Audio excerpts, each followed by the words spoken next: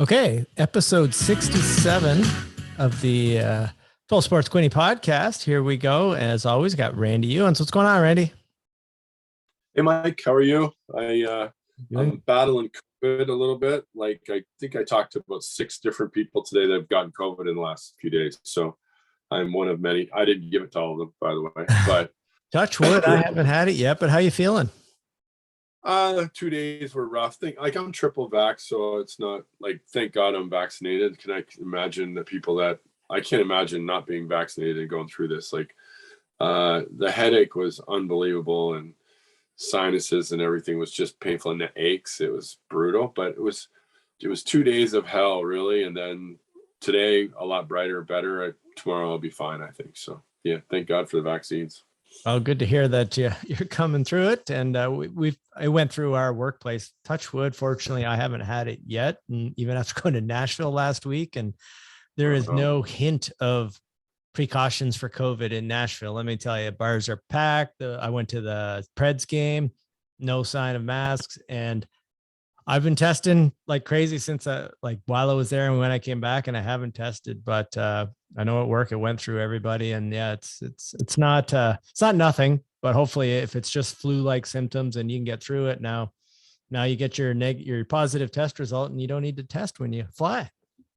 Yeah, exactly. So everything's good. It's things on a bright note. I'm gonna humble brag today. Oh, no, don't be humble, man. This is huge. Well, Zach, my son, who's been playing college hockey in Boston, and he unfortunately lost. We went down and watched them lose to UMass Lowell, which was sort of bittersweet. Pretty cool atmosphere there. To get to the quarterfinals, they've beaten UMass twice this year, so we kind of went down anticipating that they could handle them, but beating any team 3 times in a row is tough. So yeah, it was a tough one. But right afterwards, Florida was at the game, and they confirmed they wanted to pull him out right away. They tried to get him out earlier in the season, and obviously Zach didn't want to leave his team because they were going to make this big push.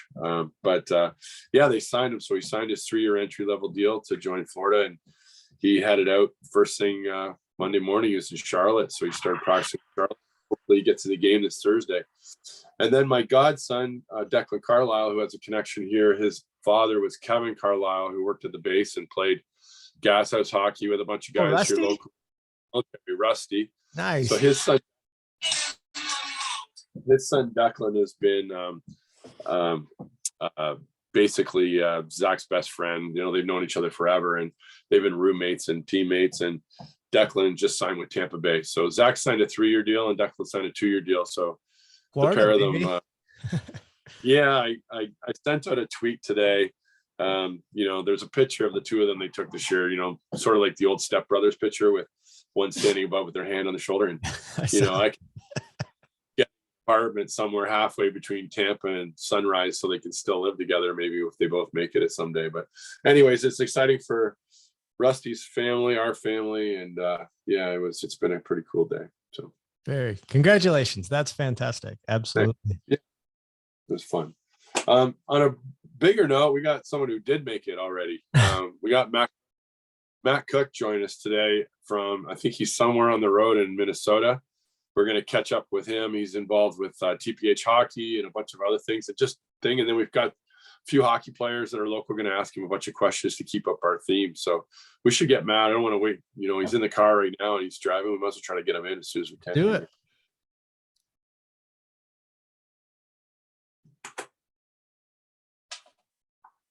Matt Cooke's iPhone is connecting to audio, Randy. So are you there, Matt Cooke?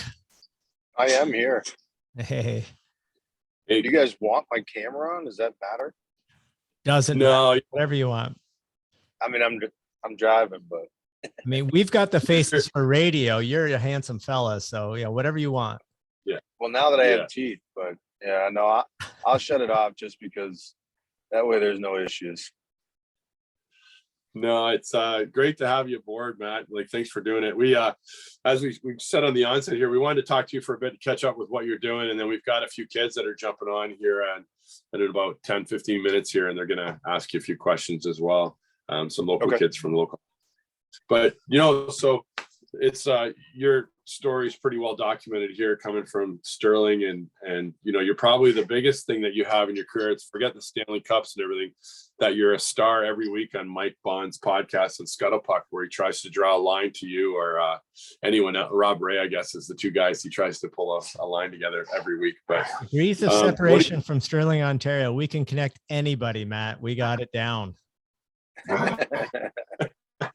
It's pretty funny. But what are you doing now? Like you're involved in TPH hockey and the family busy. I know your young lads playing baseball. Can you just give us a roundup of what the Cooke clan's doing right now in Minnesota? Yeah, we're still based out of Edina, Minnesota. Kind of been there since we finished playing. We'd moved around enough on our kids that we had to kind of just make somewhere home, and that ended up being the spot. Took some time away to just reinsert myself with family life and, being a really underpaid taxi cab driver with the kids for a few years. But, it's all paid off. Our oldest is living up in Thunder Bay now, and her and her husband had a boy a year and a half ago. So we're grandparents. Our middle daughter is a junior in the pre-med program at the University of Minnesota.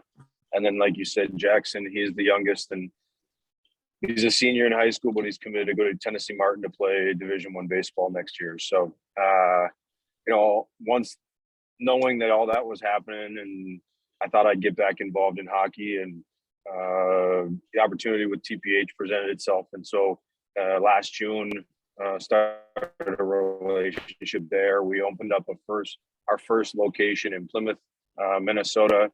And in September, we're going to be opening up a second location in Blaine. The model has taken off.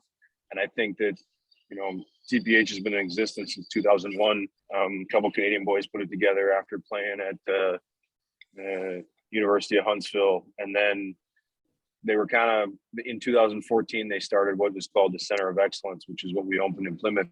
And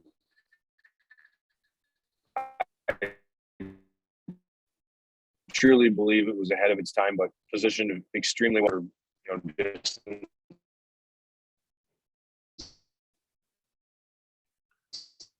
We lost you a little bit there, Matt.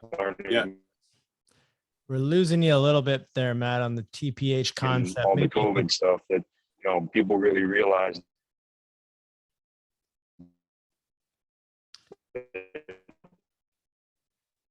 Dicey connection. I guess the cellular towers in Minnesota are a little too Their far kids don't apart. have to be at school for 7.5 hours a day for them to get there. Yeah, I'm right now. So on my way back, actually, we went down and watched Jackson's team play the ball. They had a game last night, so we drove down and watched them play and headed back now. It's our spring break with the school, with the academy. So so the model, are we reception still crappy? It's actually pretty good right now. So just let her roll. Okay. So the model, it started in 2014, and I think they were ahead of their time, but I think they're positioned unbelievable now within, distance learning and how all that went through COVID, that people realize their kids don't have to be at school for 7.5 hours a day for them to get their education. And so our model really allows kids to become elite in their sport, but also not have academic sacrifice. It's really interesting. I first time I heard TPH was, we saw some teams out of Georgia and a few others coming up, and then they would be at the OHL showcase here. They'd make a couple of US teams, and TPH would make a team up of kids from all over the place and bring them for the OHL Cup. And it was pretty interesting that the spread that they had. Like, they've got a huge reach and they've developed such a strong name. How are you getting kids? Is it mostly American kids now, or are you getting kids from overseas coming in and playing with you guys as well? We do have a huge interest from overseas, China, Russia now, a lot of the European countries. The problem with it is those kids need an F1 visa, and currently TPH isn't positioned to be able to give those out. Now we're trying to build a relationship with immigration to be able to provide F1 visas, and then that would allow the student to come over for 1 year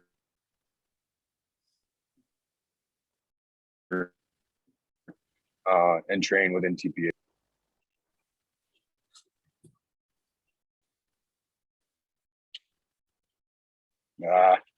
Probably none of that came through, right? No. we got Dodgy. the gist of it. The work visas were difficult with the U.S. government. So yeah, student visas are they're F1s. So we're trying to get a relationship there where we can give out F1 visas, which is a student visa for 1 year. Gotcha. No, that's very cool. And funny you say OHL Cup, because I'm actually coaching the team that's coming in April. Oh, nice. Good for. So we'll I'll see you there. We're looking forward. We're going up, and we're going to be scouting there for the Dukes as well. So we're checking in.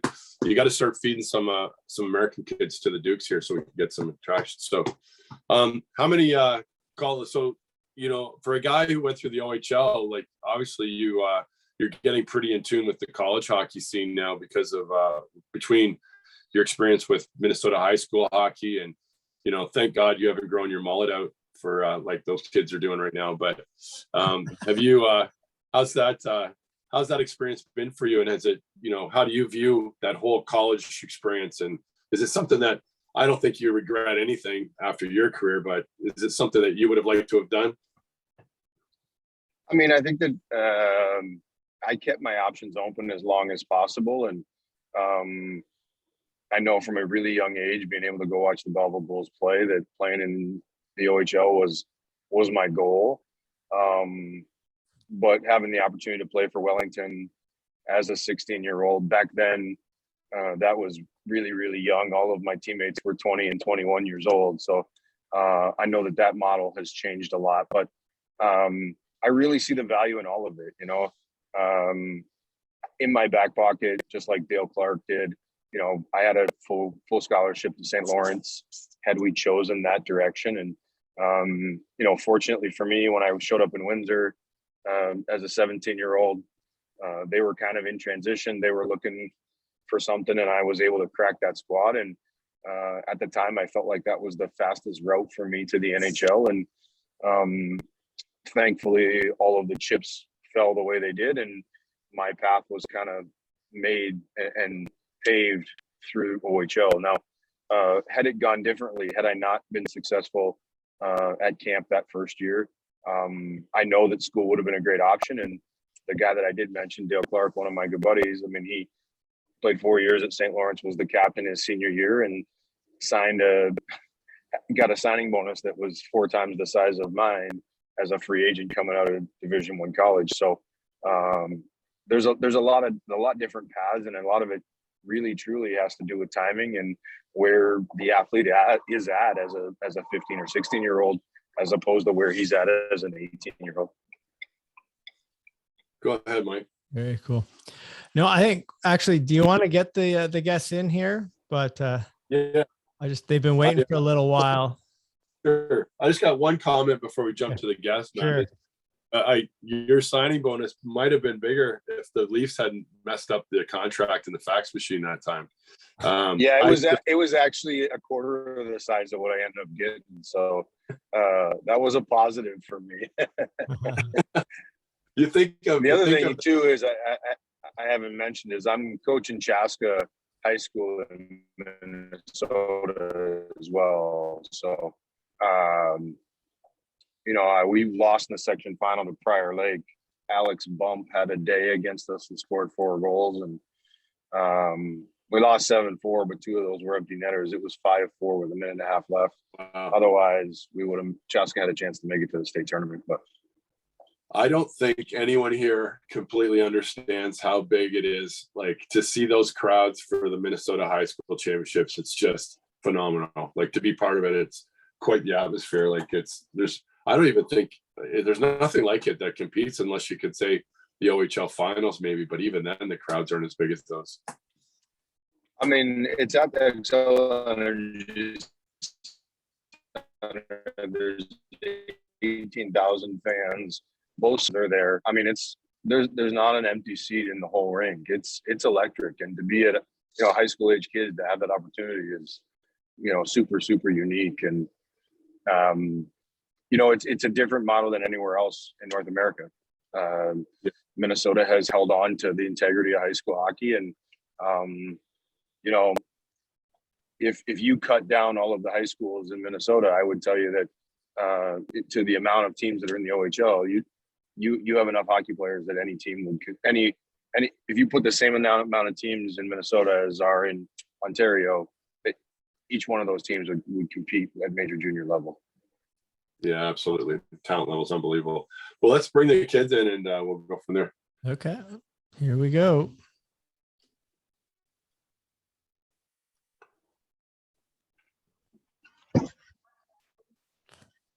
Why don't you do the intros, Randy? Once they're still connecting to audio, so just give me a sec. So here we go. We've got I know we've got Ethan Dowling, who I believe is his mom is actually Anna Smith, and Ed Dowling's his dad. Anna's a Stirling person, I believe. Stirling. The other one, yeah. Jack McFarland, who is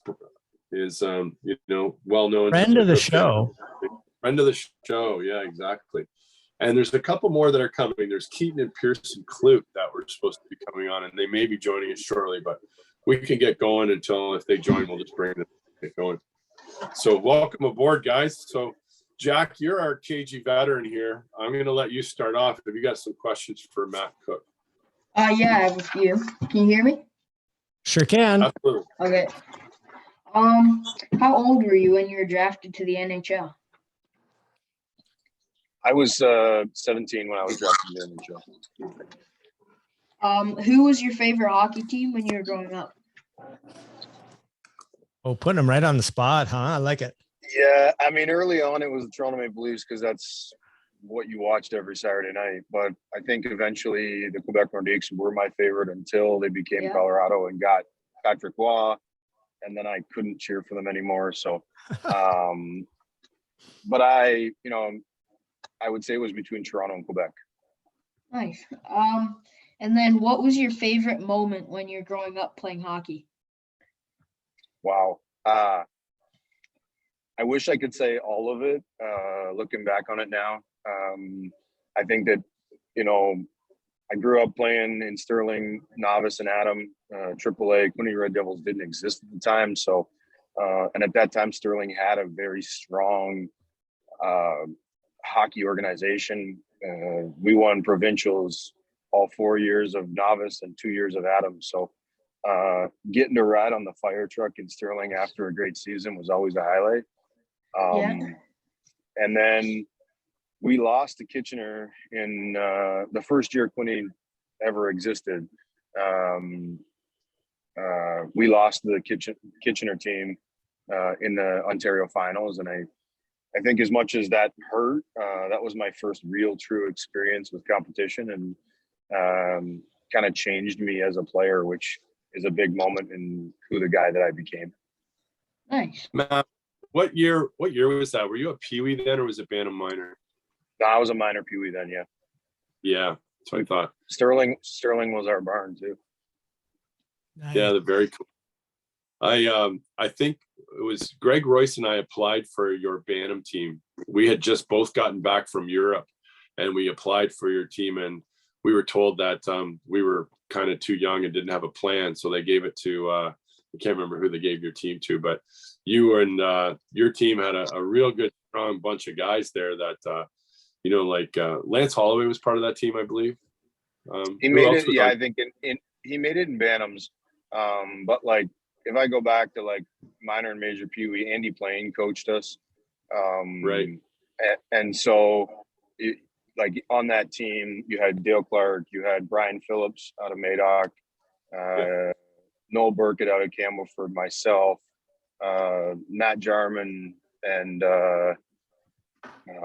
there's a few out of Tamworth. Like we truly were spread out through the whole group. So I mean, pretty fun group to be a part of. I mean, at the time, I wasn't the best player on the team. That's for sure. Yeah, well, things worked out for you. So we got Ethan Dowling coming on now. Matt, I'm telling you right now, I want you to keep this name in the back pocket, because I think you're going to see Ethan Dowling doing something with hockey at some point in his life. He's probably one of the most dedicated young guys I've seen around, and he's got some skills. So, Ethan, are you there? Yes. How are you, buddy? I saw you scored like 5 points or 6 points on the weekend, and you guys won the OMHA championship. So, congratulations! Congratulations. So You have you got a question? Applause, Randy. Yeah, a little applause. So you got a question for Matt, Ethan? Yeah. What number did you wear and why?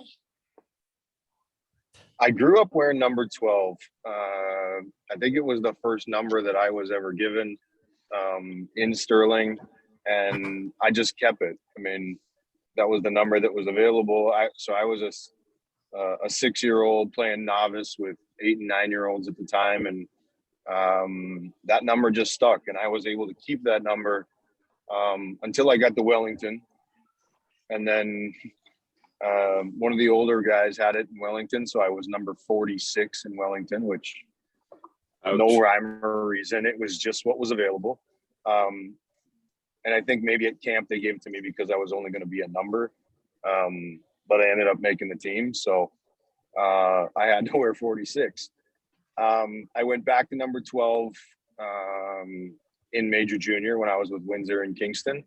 And then when I got to the NHL, Stan Smeal, a historic Vancouver Canuck captain, had the number retired. And so I had to find a different number. And I didn't like 21, reversing the numbers. So doubling it made sense. And I became number 24. What was it like to win the Stanley Cup? The first word that comes to mind is exhausting. And, you know, there's a famous story of Wayne Gretzky and the Edmonton Oilers late 70s, early 80s when they lost to the New York Islanders, and the Oilers were all fine after the series, and Wayne walks by the Islanders dressing room and they have ice bags everywhere. They're beat up. They can't move. They're exhausted. And he didn't realize that it took that much to win. And I think that was one of the biggest things. You know, you play an extra 26 games. It's the middle of June, so it's 90 degrees in Detroit for Game 7, and the wear and tear.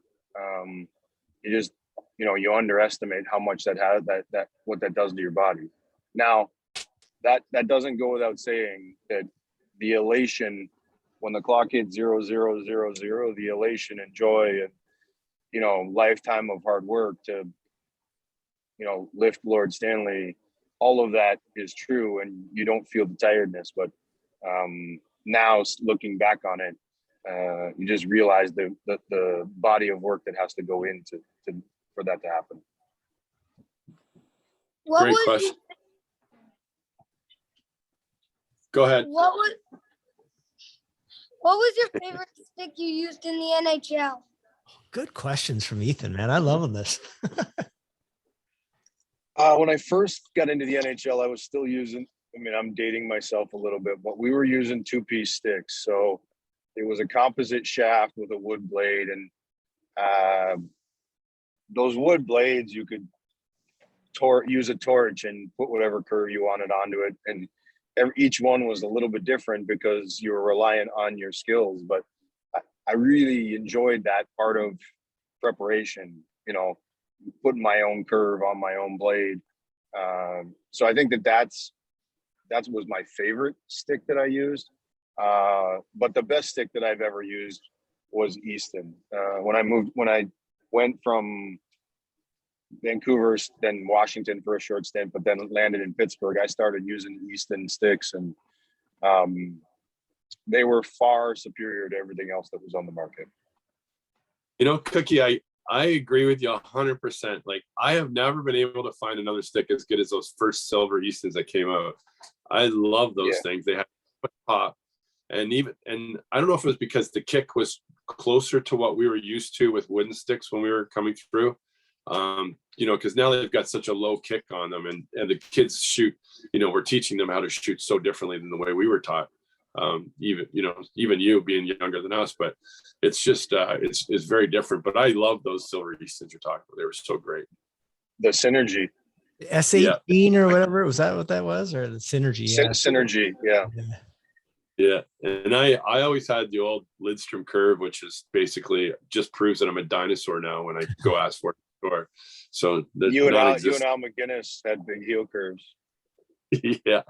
But his was more successful than mine. That's why you're always putting them by my ears, Randy, when I was playing net. That's just bad execution. Randy just liked the sound when the puck hit the glass. Yeah. That's truer than you think, actually, Cookie. Ethan, have you got more questions? No, that's pretty good. I thank you so much for coming on, Ethan. Jack, have you got any more questions for me? Yeah, I have one more. Okay, fire away. Who was your favorite hockey player when you were growing up? I'd be lying to you if I didn't say that Wayne Gretzky was there, and an influence on me as a player. But as I got older and could, figure out my own brain and who I thought I wanted to be, I admired Wendell Clark more than any other player in the NHL. And he was a right-handed shot, so a little bit different. But, Wendell was on the power play. He was on the penalty kill. He ran over top of guys. He fought. He was a leader on his team. And I admired the way that he approached the game day in and day out, and felt like those were attributes that I could bring, to my game, regardless of the level. So. Nice. Before we go, though, okay, Jack, maybe you could tell us your age and where you're playing. If you're still, I think you're still playing hockey, but if you're not, what sports you're playing, and then we'll get to you, Ethan. I'd like to know your age and also where you're playing right now. U9,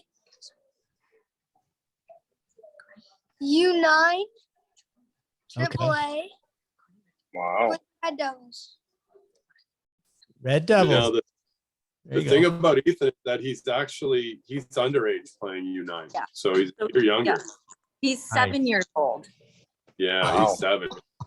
So he's a sniper. That's awesome. And what position are you, Ethan? Left wing. Left wing. Nice. Very good. Do you shoot left or do you shoot right, Ethan? Shoot left. Okay. Yeah. He scored some nice goals on the weekend. I saw some video floating around to various posts. So yeah, some nice, and like I said, they won the OMHAs, which is fantastic for that group of young guys, and it's pretty cool. Jack, where are you playing hockey these days? What sports are you playing? And what are you? Just house league with Belleville Bulls, U14. Like 14, 15. And you're getting ready for any sports here in the summer? I tried lacrosse last year, but I didn't like it as much as I thought I would. So. Okay. You going back to ball hockey or? I might try that this year again. Yeah. I think Jack's definitely got a future in sports casting. I think at some point we had him on previously, Matt, and he stole the show from us. So it was great having him back on again. So Jack and Ethan, thank you both for joining us. Matt, have you got anything you want to say to the boys before we let them go? I mean, I would just say, obviously for hockey or not hockey, that it's important to have I won't even just say a goal. It's important to have a dream. If that dream is to be a sportscaster, if that dream is to play in the NHL, it's important to know what you want. It's important to have fun chasing that goal or that dream. And, I at a very young age had a dream of playing for the Belleville Bulls. That never came true. But I played for the Windsor Spitfires. I played for the Kingston Frontenacs, and I ended up in the NHL. And there's certain things that, you know, I laugh at people that say it's unattainable. And I experienced a lot of that growing up in the small town of Stirling and spending a lot of time in Belleville. And I think that what separated me from a lot of other people is those people exist. They're always going to exist. And you got to learn how to use it as fuel as opposed to, you know, allow it to have negative thoughts about yourself. And like I said, whether that's being an announcer, whether that's being a color analyst, whether that's being a finance guy, all of it is important. And stay focused on your dream and what you're willing to do to get it and to attain it. That's awesome advice. Fantastic. Boys, thank you so much for joining us. We'll let you go now. So enjoy your Thank evening. you. See you guys. You too. Yeah. Bye. So Matt, I want to, first of all, great piece of advice of those kids. I want to touch on some because what you brought up is really, you know, for me growing up, I have nothing. I love my dad. He was great and supported me. But very early on, he basically told me, you know, to dream to play anywhere is probably not going to happen. And it was always about, you know, not really being realistic, I guess, is what it was. And I had to, you know, find my own way to get to where I got to, and nothing to the level you did, but it was sort of a little bit of perseverance. And when I met you, you were pretty young. And the thing that always struck me about you was exactly what you talked about, that no one was going to tell you, you know, that you couldn't do something. And your dream was bigger than what people would give you credit for being able to get to. And I would say that, you know, in some ways, people would say you overachieved, and I wouldn't say that at all. I would always say that, you know, you took what every piece of talent, skill, and effort you had, you put into maximize what you got out of what you put into. And I always admired that about you. And I think that, you know, how do you, as a coach now, how do you translate that and get it into a kid's mind? Like, I don't know if you heard, my son Zach signed with Florida today. So he did his 3-year deal. And it was one of those things I've been trying to get into his head. Like, you get one shot at this. Like, how do you take advantage of that situation? And how do you, you know, live out your dream like you talked about? Yeah, I mean, first of all, thank you. I mean, I know there's a lot of people back home that have a negative opinion of me because of how I rubbed them the wrong way or how quote unquote cocky I was. But I don't, you know, I used every piece of ammunition that I could to drive and push and be my motivator. And maybe it's wrong of me, but as in a famous movie, you know, slam the piece of sheet of paper on the glass and say, how do you like them apples? You know, a little bit of that was in me. And I'm thankful that that's how I was built internally, because honestly, I hope that people would say, you're not good enough. I mean, if I had $1 for everybody that said that my little brother was more skilled than me and he was going to go further, like, I probably could have made enough money for my career just in that. And all of that just fueled me to go out and be the best version of me. And, you know, as a coach, I have expectations and I have certain standards, but I think what I'm able to separate is I also understand that each player needs to be their own individual, and I need to let them be that individual at times, as opposed to trying to make them me. You know, it's my responsibility as a coach to make sure they understand circumstances and opportunities and responsibilities as a player on my team and as a teammate on my team. But I also make sure that I go out of my way to really have them believe in themselves. And, you know, one of the best leaders that I played with is Sid. And a lot of people wouldn't think so, but it's not because of what he said. It's about his actions and the way he carried himself. You know, a lot of highly skilled players that I played with, whenever I got on the ice with them, they expected me to make them better. And that was never the case with Sid. You know, legitimately, I skated 6 full games with Sid, and in that time frame, I had 7 goals. Not once did he complain or yell at me because I didn't get him the puck. If anything, he'd be like, just play, we'll figure it out. Like, and some of that resonated with me as a now being in a position of a leader to really lead young men, and that I got to let them know, and I got to teach, and I use video a lot with that, but I also have to let them be them a little bit. And I think that, you know, everybody says all sports is 70 or 80% mental, but I mean, let's face it, it's 100% mental. The grind of being confident or not confident, you know, we as our own athlete have to be our biggest success and biggest supporter. And so self-talk is something that I relied on heavily as a professional athlete. So can I pick up on that? Because that's a fascinating topic to me, is the whole confidence thing. And I often wonder, when you see teams, when players are struggling, you know, especially in the media, the idea, oh, well, he's just not confident.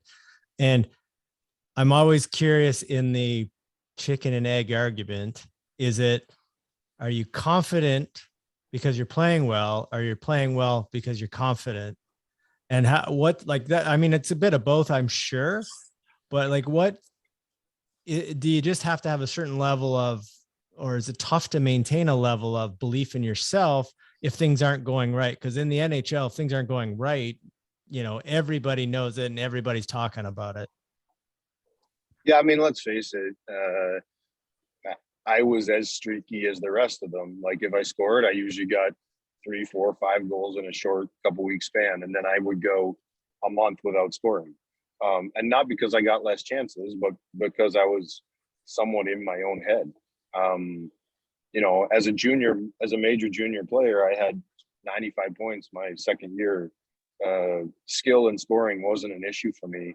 And it wasn't in the NHL once I earned the responsibility to play 15 or 20 minutes, 15, 17 minutes a game. You know, when I first got there, I was playing a minute and a half with Mike Keenan, and I mean, I don't care how confident you are, you can't get much done in a minute and a half.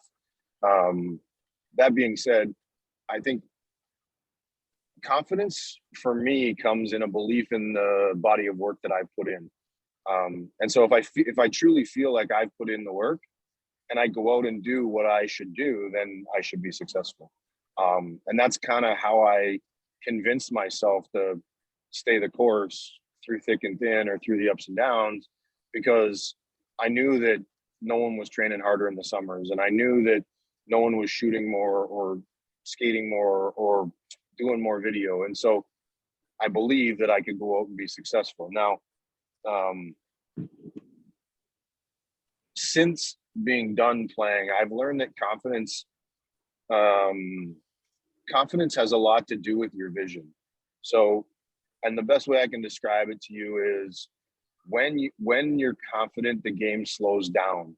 So you use your peripheral vision to read information and process it as if you were staring straight at it.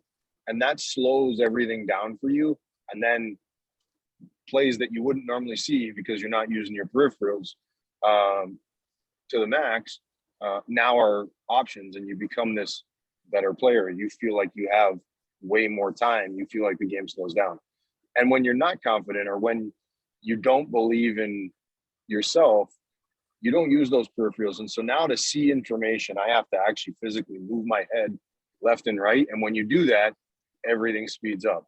And so then you panic, you feel like you don't have time, you feel like you got to get rid of the puck. And usually that's not the case. And so that's my biggest explanation of confidence I can give, is that, and it's, again, it's 100% mental. It's not a physical attribute at all. That's fascinating, because you've done a really good job of explaining in actual physical means, like with the peripheral vision and stuff, what it means to slow the game down. But I mean, I play beer league goof around hockey, but I know I've experienced that kind of thing. Like when you're feeling good, you kind of just feel like, oh, I can look this pass off and make a good whatever. Like it's at really low level, but it's the same idea. Like things get so fast when there's good players playing against you, and I'm just going to shoot it off the glass. But it feels like it's purely mental, but you also brought in like it's mental, but there's a physical actual reason for it. And that's fascinating. But I can't, you brought up Mike Keenan, and I can't let the opportunity go. You've got to have a good Mike Keenan story. I don't have one. I have many, but and he was only my coach for 33 games, I think. So, and I mean, I don't want to get anybody in trouble here, but I respect Mike to the nines. He's the one that gave me my first opportunity, but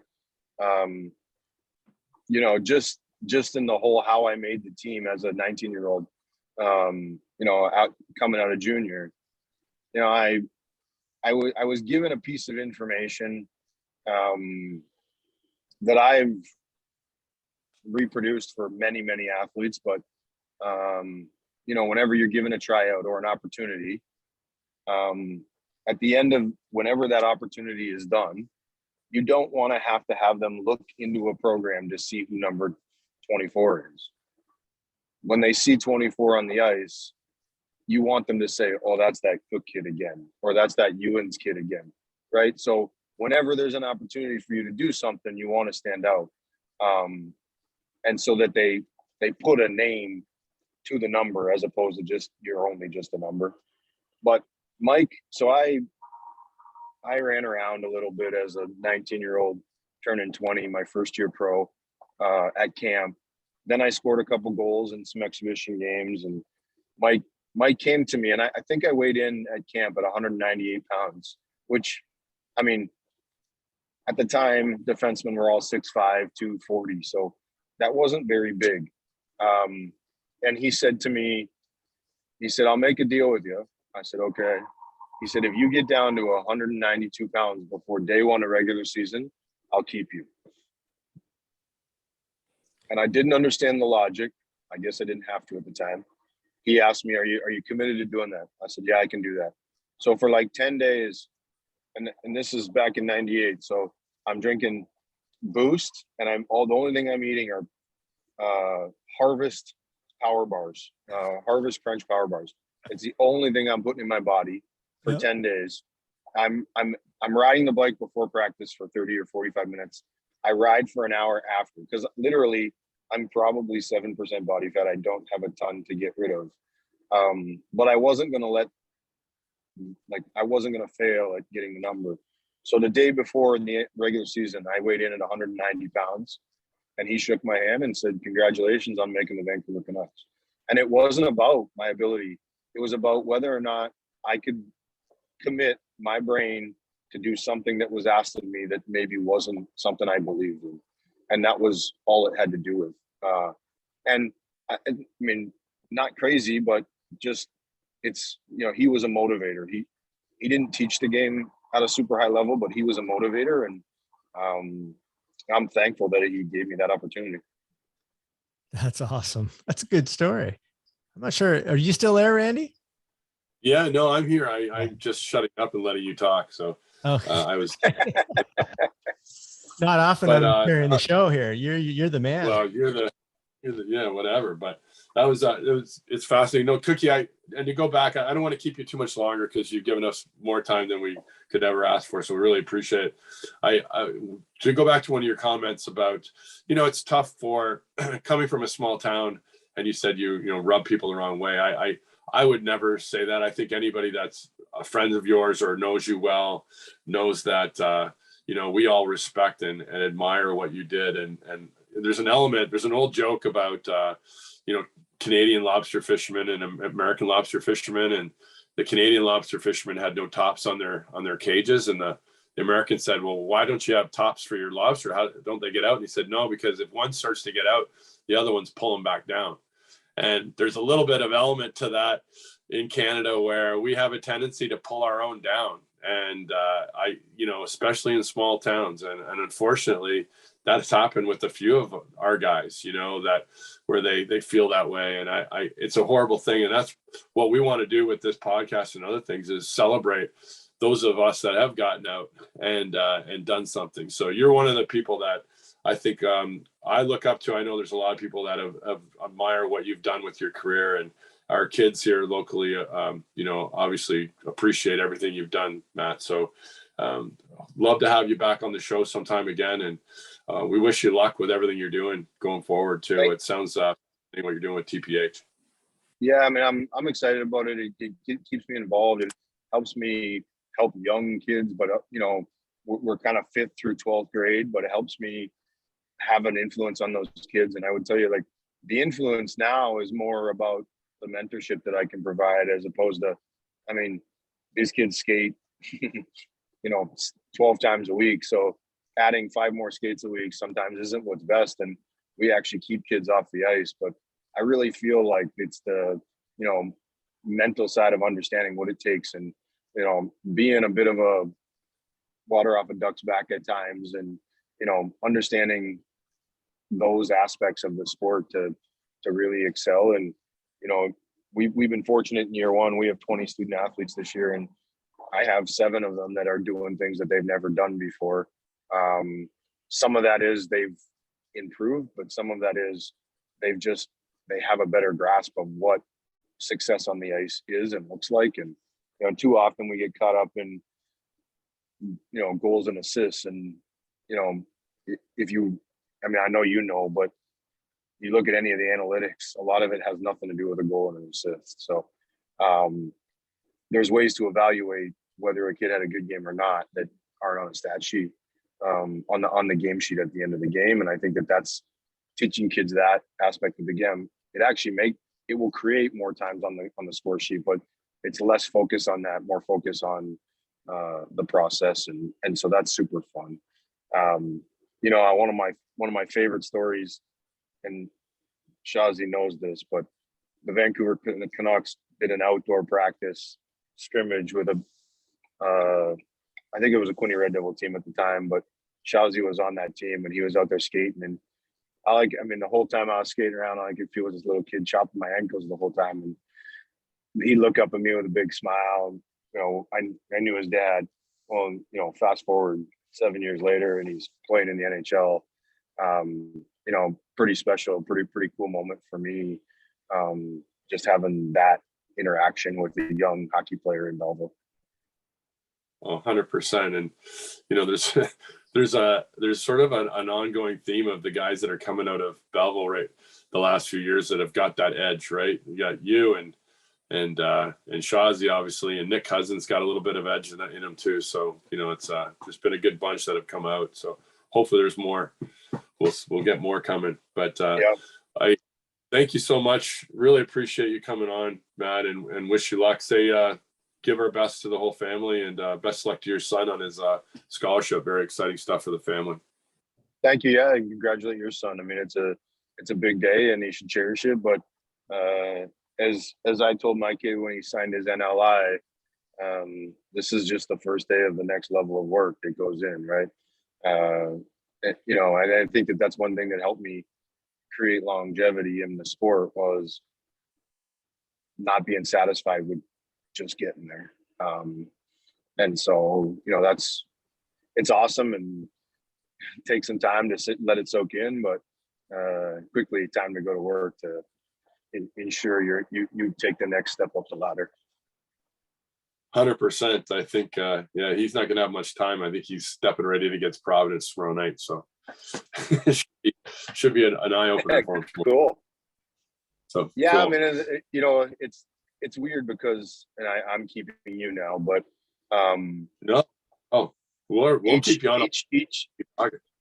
Well, I'm just, like I said, I'm driving in Iowa City right now, so and my kid's taking a nap on the passenger side. So, but one of the things with that is, like, anyone that I've talked to, like, each level you go up, the passing gets better, right? So, the quality of player on the ice is better on average, and so the game actually becomes easier because you only have to focus on your job. And so it'll be faster. The pace will be faster. So from that aspect, it'll be different. He won't have a full cage on, so that'll be different. But outside of that, I mean, I bet you, and I would be surprised if he doesn't call you after the game and be like, it was actually easier. And it's just because everything is more crisp and everything is more, I mean, you don't get as many bad passes. So it's tape to tape. And it's, that's where the game just, it feels easier, even though it's not, it feels easier because it's a little more precise. And, I remember spending some time with a good old Syracuse crunch, and I felt like that league was a glorified, like a better, but glorified major junior. And the big jump was from the AHL to the NHL. And the reason why is in the AHL, I was fast enough to get to the puck, get my head up, make a play, and it was still the right play. In the NHL, if you didn't know what you were doing with the puck before you got it, you were late or you didn't execute. And that was the major learning curve for me as I was making the jumps. Right. That's really interesting.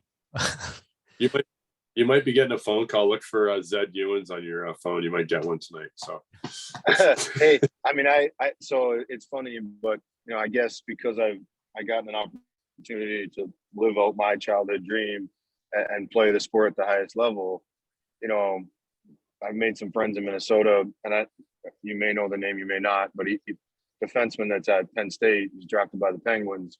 He lived right around the corner from us, and so his dad, Clay Phillips, and his dad called me today, and he hasn't signed yet, and so you're going through I'm going through the talk to dad off the ledge, remove your emotions. It is a business.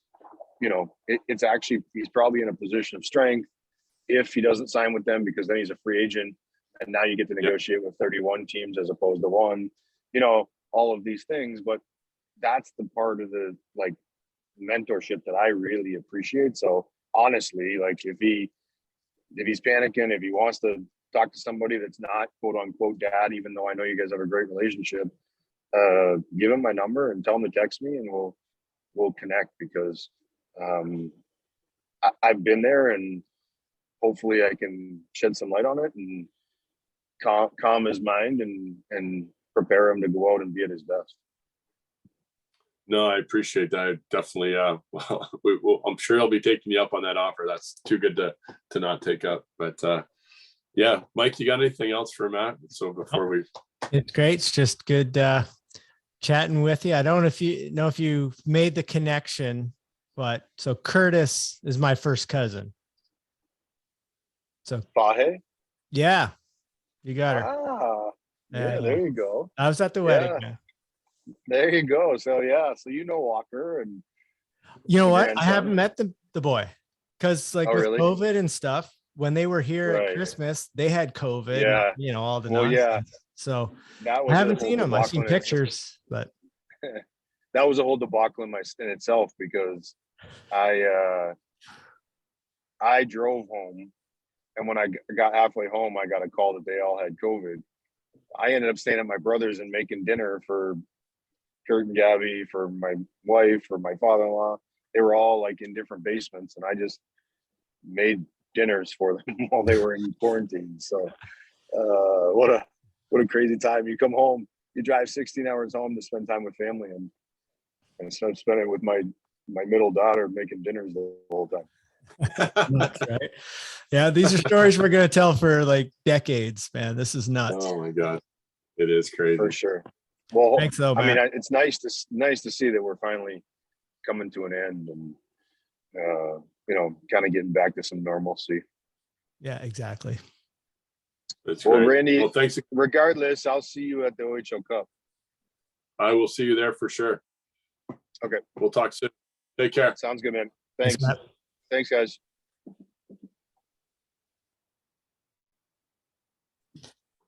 Another good one. That was fun, actually. That was really informative. I enjoy listening to Cookie. He's got such a great perspective, and a guy like that, he just personifies work ethic, right? And I know he played the game on a razor's edge and pissed people off and did everything he had to do to stay in the game, but you respect everything that guy ever did. I do personally. I don't, he was for me the kind of guy that can put a team over the edge to win, right? He's that guy that can tip the balance, like change a game because he scared the crap out of someone because they don't know what he's going to do, or then next turn around and he gets that little extra space and he puts it, creates an opportunity and scores a goal. He's that guy. And, there's guys like that every team just dies to have. And he just, I loved watching him, and I completely appreciate who he is and who he's become. He's become, sounds like a hell of a coach too. Absolutely. And I mean, there's just, especially in that era, to not being a huge guy and the way the game was played then, you had to be that fiercely competitive to make it. And he, like you say, he made a difference. And I would love to sit and chat longer and just talk about Sid Crosby stories, to be honest with you, because I'm sure it would be fascinating to hear how he thinks the game, right? Like just whole nother level. We'll have to pry that out of him some other time. We'll try to get him on, and maybe that's a scuttlepuck possibly, but well, maybe. The other thing I would wanted to mention, you mentioned Dale Clark. There's another guy who went different route. He went to NCAA route and ended up had a really good pro career as well. Like that team had a number of really good players that came out of the Quinte. They're one of the first Quinte Red Devils teams that we had, right? So, they pretty good bunch. Got a friend there, Randy? What else? What's that? You got a friend there? Yeah, my dog he's here bugging the crap out of me for this whole thing. Wants to play, and I should have thrown him out of the room before we started. It's just annoying as hell. Okay. But other than that, I wanted to mention Alexa Hoskin, who friend of the show, who had a tremendous run with Quinnipiac. They made it all the way through to the quarterfinals, right, in the NCAA, and lost in, I want to say it was triple overtime to Ohio State, maybe even it was 3 or 4 overtimes. Wow. And they lost a biter. And their goalie had a record, some crazy like 70 or 90 shots, something insane that she stopped. It was a pretty wild affair, but nice run for them. And they're getting a lot of players back next year. And that was predominantly what I wanted to touch on this week. That's Ron Bugnet levels of saves. No kidding. Yeah, or Mike Bond on Saturday Morning Hockey. But yeah. I don't know if I saved that many. I certainly faced that many. But that's about it. I think we've covered off a pretty good show. I want to thank Ethan Dowling and Jack McFarland for coming on. They both did a great job. And I'm telling you, if you get a chance to get out and see the U8 Quinte Red Devils, you got to see Ethan Dowling play. He cracks me up, that kid. He's so passionate, just flies around. They have to, and you know what? Like, we're going to lose our jobs because both of them asked great questions. I was like, okay, what's the answer going to be? This is a good question. So good for them. That was awesome. They're both really good. So, well, once again, thanks for putting it together. This was awesome. And we'll talk to you next week. You bet.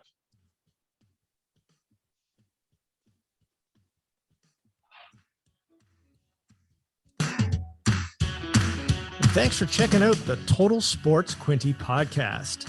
For up-to-date news on all the local sports, check out our website, totalsportsquinte.ca, and interact with us on social media at tsportsquinte. That's for Twitter and Instagram. And on Facebook, we're at Total Sports Quinte. For any suggestions for athletes we should feature, feel free to send us an email to boqtotalsports@gmail.com. Thanks for listening, and we'll talk to you next week.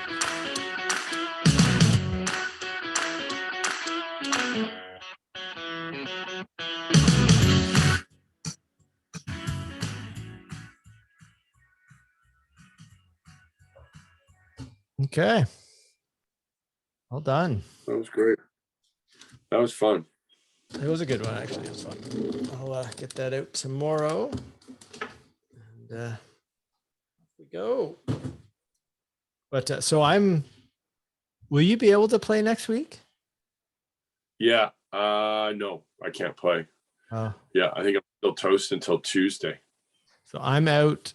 I'm playing next week. That I just realized the 28th. I've got to go. I'm in Denver actually for work, but so I'll miss the last one.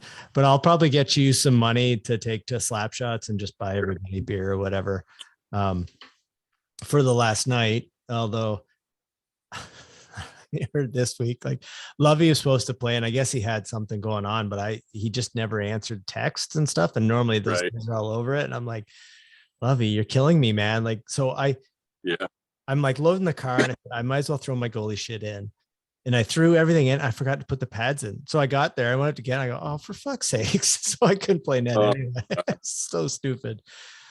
But So funny story for Zach. So he's running around. So they tell him out of the blue, we want you like Monday. So he's racing Monday to get us. Serious, fuck off, go, get out of here. Oh my God.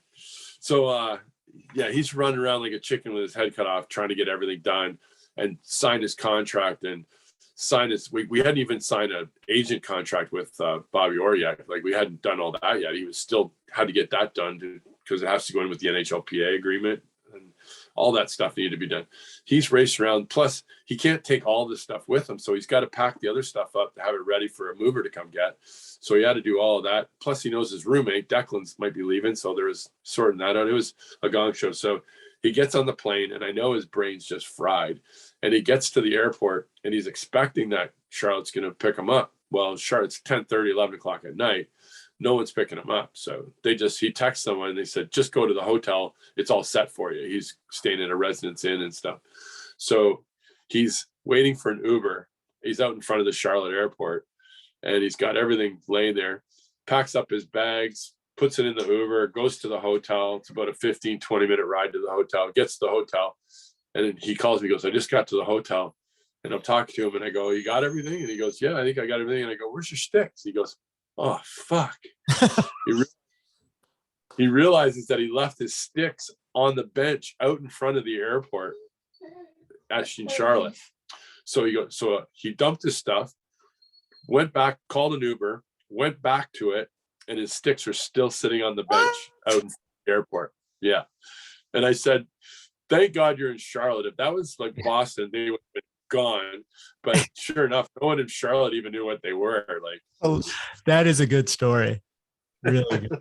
Wow. So I'll tell you.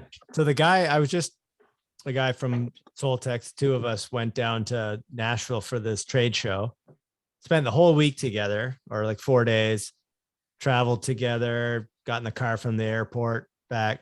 He just tested positive today. I'm like, oh no. I was like, I feel fine. I tested Sunday. I was fine. He said he started feeling. So when were you last with him? Friday. No, Thursday. Right. Thursday. So here's the timeline. I'm pretty sure I got it Thursday after hockey. So our goalie, he said I'm positive I shouldn't come. And it had been 4 days or something, 5 days. And we didn't have a goalie. And Kylie said, oh, it's okay, just come. So he shows up and he's a bit of a loud talker. And so like, I didn't realize that he had COVID until after he left. And then when the guy said, so he sits at Slap Shots next to me and he's telling me all about this golf and all this other stuff. He's shouting at me. And so I know when I got it for sure. So that was Thursday. I didn't have any symptoms until Sunday morning. And then I got tested on Sunday morning. I tested positive, but all my drive home Sunday was just fucking hell. I had the worst headache all the way driving from Boston home. And then Monday, Tuesday were brutal. Today I feel better. So that's the timeline. So I'm fascinated to see if I end up with it, because like we rode in the car from the airport to his place. Yeah. So, and we were side by side in the booth the whole time. We went to the Predators game together. We were in bars together. I'm like, how can I not have it? But again, maybe vaccines are good enough, right? Well, Natasha tested negative on Sunday. had a PCR test it was a NAT test on Sunday. PCR test on Saturday was negative still. So she was able to go to work. She had another rapid test on Tuesday was negative, and a rapid test this morning was negative, but she had symptoms today. So that's the timeline that she has. So she's down hard right now. Oh yeah. Well, I mean, I won't be real upset if I get it, because then did you get a positive confirmation, like from a official thing? Yeah, I got the NAT test from the US, which is good for travel. So Is that I've like got the that. Switch Health type thing? Yeah, same kind of thing. Yeah, because I've got the Switch Health RT lamp one, which I think you were telling me about, but I got it we were supposed to go to Houston in January. We didn't end up going. So I've got it still sitting here, and I'm thinking, if I get symptoms or if I get a rapid test and I test positive, I'm taking that so then I can get it documented, Yeah. But I'm kind of like, Jen's mom's here, and I'm like, so I don't want to spread this around if I've got it, but I don't know. I've got that Switch Health. Is that the one you got? Which one? Now, is that rapid antigen, or is that? No, it's a home PCR, but this is the one that you send away and they give you the test in 24 hours. But this is what oh, right. Yeah. That's different. I think the result is in 45 minutes, but it still worked as a PCR for Canada, or it was, good enough for Canada. But Canada's changing. The rumors are now they're going to change April 1st. No testing. Yeah, I saw that today, so it's done. But the only thing is, if we're going to Barbados over like the Easter, like April 12th kind of thing. Yeah. I'm just watching Barbados to see if they change, because to go there, you need a PCR too. It's not even rapid antigen. But I got to think they'll change. Ugh, brutal. Yeah, I think I'm gonna. Well, Zach plays in Cleveland, the 25th, 26th, 27th. Is he 25th? Does he come to Belleville at all? Well, he would, but not this year because of this division of but they won't. Yeah, they don't come in that division. They don't play. Okay, I wasn't sure. But he They could see him.